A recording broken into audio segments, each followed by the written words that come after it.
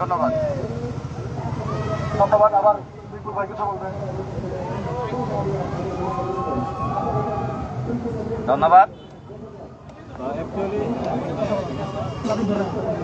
আমি একটু বলি যে আজকে আমরা ময়মনসিংহ সার্কাস চত্বরে দাঁড়িয়েছি। আমি হচ্ছে জেট বিদ্যুৎ ময়মনসিংহের সকল বাইকারের পক্ষ থেকে কথা বলছি। আসলেই দেখা গেছে যে আমরা সাধারণ বাইকার যারা আছি অথবা যে একটি বাইক কিনতে চায়, সে সর্বপ্রথম বাইক কিনতে গিয়ে যেই ব্যাটগুলা দেয় বা ব্যাট ট্যাক্সগুলা দেয়, এটা হচ্ছে customs duty, CD, regularity duty, supplementary duty, bat, সরকারকে ব্যাট দেওয়া হয়, অগ্রিম আয়কর দেওয়া হয়, অ্যাডভান্স ট্যাক্স দেওয়া হয়, এরপর রেজিস্ট্রেশন ফি দেওয়া হয়, নাম্বার প্লেটের জন্য একটা চার্জ নেয় সরকারে, তারপর ড্রাইভিং লাইসেন্স করতে হয়, এখানেও একটা চার্জ যায়, তারপর হচ্ছে ফিটনেস এবং অন্যান্য কিছু সরকারি চার্জ দেওয়া হয়। তো এরপরে হচ্ছে বাইক চলে হচ্ছে ফুয়েলের মাধ্যমে। তো ইতিপূর্বে বাংলাদেশে সবাই জানে যে কিছুদিন আগে ফুয়েলের দাম বাড়ছে হচ্ছে 20 টাকা। তো সেই ক্ষেত্রে আমরা হচ্ছে যখন একটি বাইক আমরা কিনতেছি, সাধারণ বাইকার বাইক কিনতেছি, ওইখানে কিন্তু ভালো একটা আমাদের ট্যাক্স অথবা ব্যাড ট্যাক্সের জন্য টাকা নেওয়া হয়।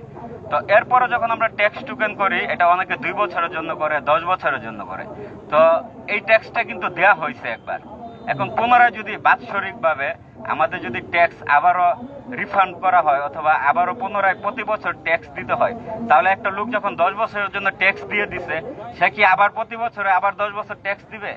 না, এটা আসলে আমাদের যারা আমরা মোটামুটি বাইক দ্বারা অফিসে যাই কন্টিনিউ, অথবা বাইক দ্বারা যারা রাইড শেয়ারিং করে, প্রত্যেকের জন্য এটা একটা বার্ডিংস হয়ে যায়, একটা বোঝা হয়ে যায় এত টাকা। তারপর হচ্ছে এখন বলতে পারেন যে কম সিসির বাইক তো বাংলাদেশে বেশি চলে।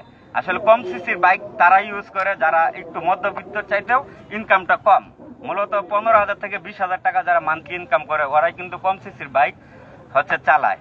সেই ক্ষেত্রে তাদের ফ্যামিলি চালাইতে কিন্তু একটা হিমশিম খাইতে হয়।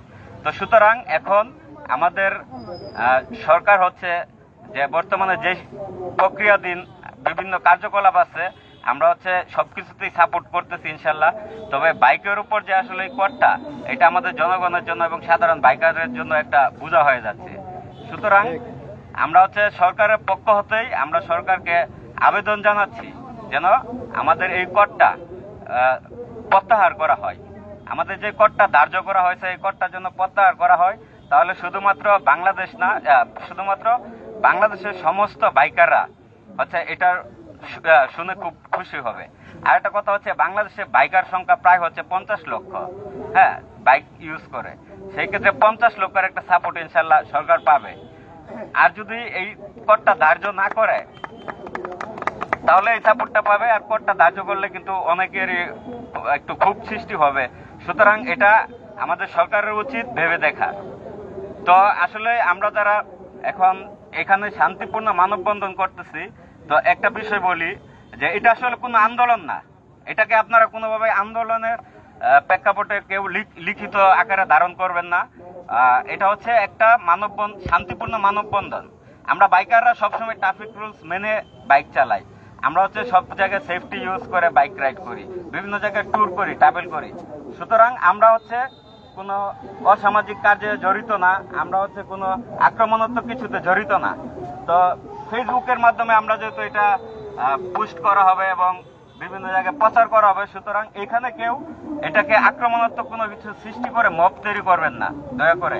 এটা একমাত্র আমাদের, আবারও বলতেছি, শান্তিপূর্ণ মানববন্ধন। সুতরাং ময়মনসিংহের সকল স্তরের বাইকারের পক্ষ থেকে আমি জেট বিদ্যুৎ বিদায় নিচ্ছি। সবাই ভালো থাকবেন। আসসালামু আলাইকুম। আসসালামু আলাইকুম। তো আমার কথা একটাই, যে সরকারের যে প্রক্রিয়াটা নিয়েছেন সেটা আমাদের বাইকারের উপর থেকে মওকুফ করা হোক।